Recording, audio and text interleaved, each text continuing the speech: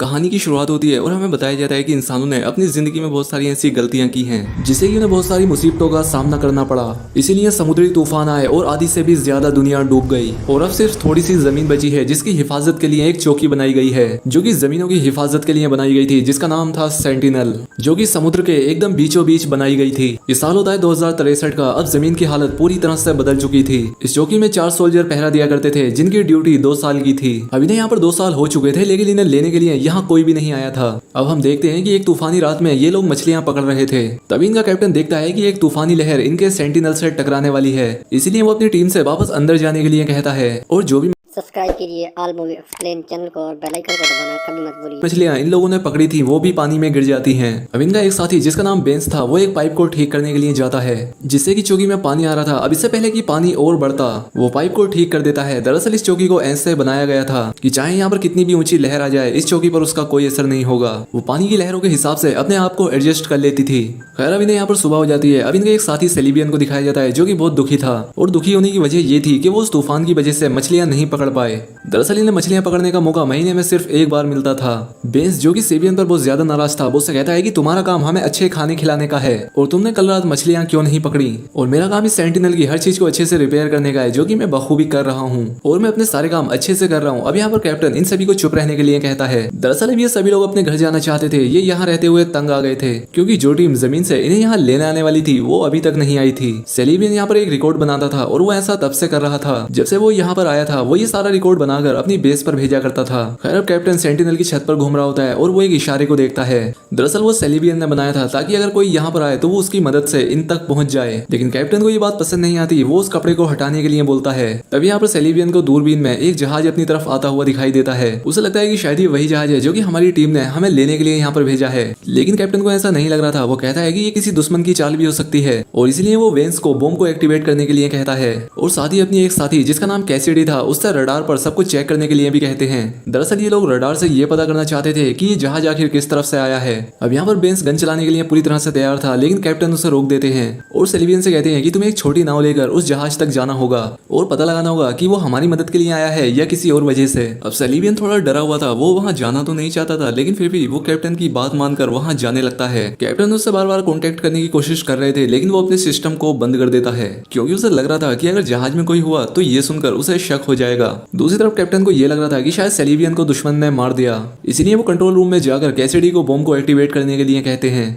Bomb को activate करने के लिए 2 चाबियों की जरूरत थी। कैसिडी ये करने से डर रही थी लेकिन ये कैप्टन का फाइनल ऑर्डर था। दूसरी तरफ सेलिबियन जो कि जहाज की छानबीन कर रहा था उसे वहां पर कोई भी नहीं मिलता, ना ही कोई जिंदा और ना कोई मरा हुआ इंसान। वही देखकर उदास हो जाता है कि अभी भी उनकी टीम में से उन्हें यहाँ पर लेने के लिए कोई नहीं आया और वो शायद कभी अपने घर वापस नहीं जा सकते। ये बात सोचकर वो वहीं बैठ जाता है, लेकिन इस सब में वो ये भूल गया था कि उसे इस बारे में कैप्टन को भी बताना था कि इस जहाज में कोई नहीं है। इसलिए वो जल्दी से अपने रेडियो को ऑन करता है और बताता है कि इस जहाज में कोई नहीं है। अब कैप्टन भी जल्दी से बॉम्ब चलाने से रोक देता है और अब उन दोनों चाबियों को भी अपने पास रख लेता है। वो कैसिडी से कहते हैं कि तुम जल्दी फैसला नहीं ले सकती, इसलिए तुम्हें इन चाबियों की भी जरूरत नहीं है। खैर अब सेलिबियन उस जहाज को अपने साथ लेकर अपनी चौकी तक आ गया था। बेन भी उस जहाज की जांच करता है जिससे पता लगता है कि जहाज पिछले कई महीनों से बंद पड़ा था। ये जहाज भेजा तो इन्हीं लोगों के लिए गया था लेकिन अब इन्हें ये पता करना था कि जो लोग जहाज पर मौजूद थे उनके साथ आखिर क्या हुआ था। बेस कहता है कि मैं इस जहाज को ठीक कर सकता हूँ, लेकिन कैप्टन उसे मना कर देते हैं। वो कहते हैं कि नहीं, हम इसके साथ कुछ नहीं कर सकते और ना ही इस बारे में बेस को बता सकते हैं जब तक हम खुद ही इसकी अच्छे से छानबीन न कर लें। ये सभी लोग कैप्टन के सख्त उसूलों से तंग आ गए थे क्योंकि अब ये किसी भी तरह से घर जाना चाहते थे।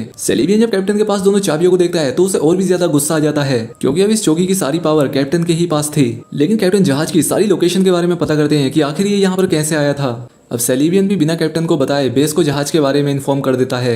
ये बात जाकर वो कैसिडी को भी बताता है कि मैंने इस बारे में बेस को बता दिया है। उधर बेंस भी आ जाता है जो कि इनकी बातों को सुन लेता है। उसे इस बारे में पता लग जाता है। अब इन सारी बातों को आकर बेंस कैप्टन को बताता है। तभी ने वही इन्फॉर्मेशन वापस मिलती है जो कि कल रात सेलिबियन ने बेस को भेजी थी, जिसका मतलब ये था कि पिछले 1 साल से इनका अपने बेस से कोई भी कॉन्टेक्ट था ही नहीं क्योंकि जो मैसेज इन्हें बार बार मिला करते थे वो इन्हीं के ही भेजे हुए मैसेज होते थे। अब इन सारी बातों के बारे में पता चलने के बाद इन लोगों की परेशानी और भी बढ़ जाती है। अब इनके पास कोई भी उम्मीद नहीं बची थी कि ये लोग घर वापस जा भी पाएंगे या नहीं। अब उसी रात बेंस छिपते हुए उस जहाज के अंदर जाकर उस जहाज के इंजन को चेक करता है कि इस जहाज के इंजन को ठीक किया भी जा सकता है या नहीं। जब वो चेक करके वापस आता है तो सेलिबियन उसे देख लेता है और उससे पूछता है अब वेंस, जो कि उसे बताना तो नहीं चाहता था लेकिन फिर भी उसे बताना पड़ता है कि हाँ मैं इस जहाज के इंजन को देखने गया था कि मैं उसे ठीक कर सकता हूँ या नहीं, जिससे हम लोग घर वापस जा सके, वरना तो कैप्टन हमें कभी भी घर वापस नहीं जाने देगा। अब ये बात सेलिबियन जाकर कैसिडी को बताता है और उसे भी ये बात पसंद आती है। वो कहता है कि शायद ऐसा करके हम लोग यहाँ से निकल सकते हैं, मैं भी यहाँ पर और नहीं रुक सकता। वो लोग ये बात भी जानते थे कि कैप्टन उन्हें इस बात की इजाजत कभी नहीं देगा, इसलिए ये दोनों बिना बताए जहाज को ठीक करने के लिए चले जाते हैं। जब ये लोग वापस आते हैं तो कैप्टन इन्हें देख लेता है। कैप्टन जब उन दोनों को देखते हैं तो कहते हैं कि नहीं, हम इसे ठीक नहीं करेंगे, बल्कि इसके एक एक पुर्जे को खोलकर अपनी चौकी तक लेकर आएंगे। ये बात सुनकर सेलिबियन को बहुत गुस्सा आता है। वो कहता है कि बस बहुत हुआ, हमने अपनी ड्यूटी से ज्यादा अपने फर्ज को निभाया है, हम अब और ज्यादा बर्दाश्त नहीं करेंगे, हमें अपने घर वापस जाना है। लेकिन कैप्टन कहता है कि नहीं, तुम घर वापस नहीं जा सकते और ये मेरा हुक्म है। वो अपनी गन निकालकर इन्हें यहीं पर रुकने के लिए कहता है। दूसरी तरफ कैसिडी, जो कि कैप्टन के साथ यहीं पर रहकर खुश थी, लेकिन फिर भी वो इन दोनों के लिए कैप्टन से बात करने के लिए जाती है। वो कहती है कि आप इन्हें यहाँ से जाने दें, क्योंकि आपने अपनी जिद की वजह से पहले भी बहुत सारे सोल्जर्स को खोया है, तो ये गलती आप फिर से मत करो, उन्हें यहाँ से जाने दो। कैप्टन कैसिडी की ये बात सुनकर कहते हैं कि ठीक है, लेकिन हम में से 2 लोग यहीं पर रहेंगे और 2 लोग यहाँ से जा सकते हैं। अब बैन तो ये बात सुनकर काफी खुश था, लेकिन सेलिबियन खुश नहीं था, क्योंकि वो कैसिडी को भी अपने साथ लेकर जाना चाहता था। वो कैसिडी से कहता है कि तुम कैप्टन से कहो कि तुम भी हमारे साथ चलना चाहती हो, लेकिन वो कहती है कि नहीं, तुम जाओ, मैं यहाँ पर खुश हूँ। खैर अब बेंस और सेलिबियन जब अपनी सारी तैयारी कर लेते हैं, उसी रात कैप्टन उन्हें एक लेटर भी देता है जो कि जाकर उन्हें बेस पर देना होगा। खैर अब जब सुबह होती है तो हर तरफ खतरे की घंटी बजना शुरू हो जाती है। कैप्टन उन्हें जल्दी से छत पर बुलाकर बॉम्ब को एक्टिवेट करने के लिए कहते हैं। वो कहते हैं कि तेजी से दुश्मन का एक जहाज हमारी तरफ बढ़ रहा है, लेकिन सेलिबियन को इस बात का अंदाजा हो गया था कि ये जहाज उनके बेस से उन्हें यहाँ पर लेने के लिए आया है। अब सेलिबियन कैप्टन की इस बात को मानने के लिए तैयार नहीं था कि वो इस बॉम्ब को एक्टिवेट कर दें, लेकिन कैप्टन उसे गन दिखाकर उस जहाज को भी डिस्ट्रॉय करवा देता है। अब बेंस और सेलिबियन की उम्मीदें टूट गई थी। अब कैसिडी यहाँ पर आ जाती है, जो कि एक रोड कैप्टन के सर पर मारकर उसे बेहोश कर देती है। ये तीनों उसे एक कमरे में बंद कर देते हैं। सेलिबियन कैसिडी से पूछता है कि तुमने मेरा साथ क्यों नहीं दिया, जिस पर कैसिडी कहती है कि अगर मैं तुम्हारा साथ देती तो कैप्टन तुम्हें कभी भी नहीं जाने देता। बेंस कहता है कि हमें कैप्टन को मार देना चाहिए, लेकिन सेलिबियन सबको ऐसा करने से रोक रहा था। अब सेलिबियन कैप्टन से मिलने जाता है और उससे पूछता है कि जब हमारे बीच में ये बात तय हुई थी कि हमें से 2 लोग यहाँ पर रहेंगे और 2 लोग चले जाएंगे, तो तुमने अपना इरादा क्यों बदला।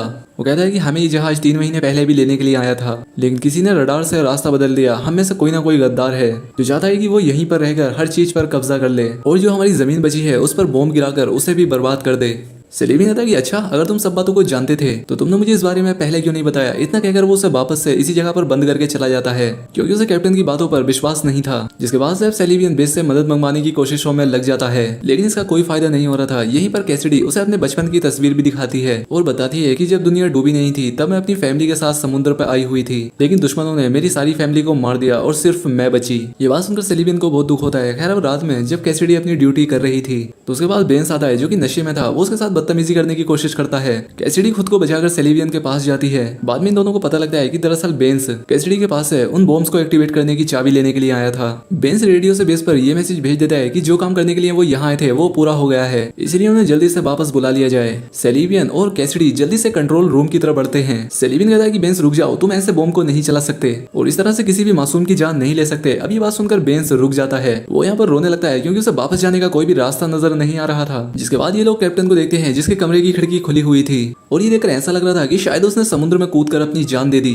अब कुछ दिनों के बाद इन्हें समुद्र के बीचों बीच कुछ मलबा नजर आता है, जिसे कि सेलिबियन और कैसिडी वहां से लेने के लिए जाते हैं ताकि वो उसमें से अपनी कुछ जरूरत का सामान ले आए। खैर जब ये लोग यहाँ पर मछलियां पकड़ रहे थे तब सेलिबियन के जाल में कैप्टन की लाश आ जाती है। उसके सर पर चोट का निशान था। उसे देखकर ऐसा लग रहा था जैसे उसके सर पर किसी ने मारकर उसे पानी में डाला हो। अब जब ये लोग वापस आते हैं तो सेलिबियन को बेंस पर शक हो रहा था और अब इसीलिए जब दोबारा से कैसिडी बेंस के साथ समुद्र में जाने वाली थी तो सेलिबियन उसे एक गन देता है ताकि वो अपना ध्यान रख सके। और उनके जाने के बाद वो कंट्रोल रूम में जाकर सारी फाइल्स को चेक करने लगता है, जहाँ पर उसे बेंस की फाइल से ये पता लगता है कि वो दिमागी तौर पर बीमार था, लेकिन वो एक अच्छा इंजीनियर था, इसलिए उसे यहाँ पर काम पर रख लिया गया था। अब सेलिबियन को भी कैप्टन की सारी बातें सच नजर आने लगी थी। दूसरी तरफ हम बेंस और कैसिडी को देखते हैं, जो कि एक दूसरे को देख रहे थे और अब हमें यहाँ पर यह भी पता लगता है कि कैसिडी ही वो जासूस थी जिसने 3 महीने पहले आए जहाज में लोगों को गन से मारा था। अब वो बेंस को भी मार देती है और रोते हुए सेलिबियन के पास आ जाती है। अब इस चौकी पर सिर्फ 2 ही लोग बचे थे। अब वो अगले दिन कैसिडी के पास जाकर बॉम्ब को एक्टिवेट करने के लिए कहता है, ये कहकर कि उनके बीच में एक दुश्मन है। अब कैसिडी भी समझ जाती है कि सेलिबियन को उसकी सच्चाई पता चल गई है, जिस पर वो कहती है कि हाँ ये सब कुछ मैंने किया है, लेकिन अपने लोगों की जान बचाने के लिए।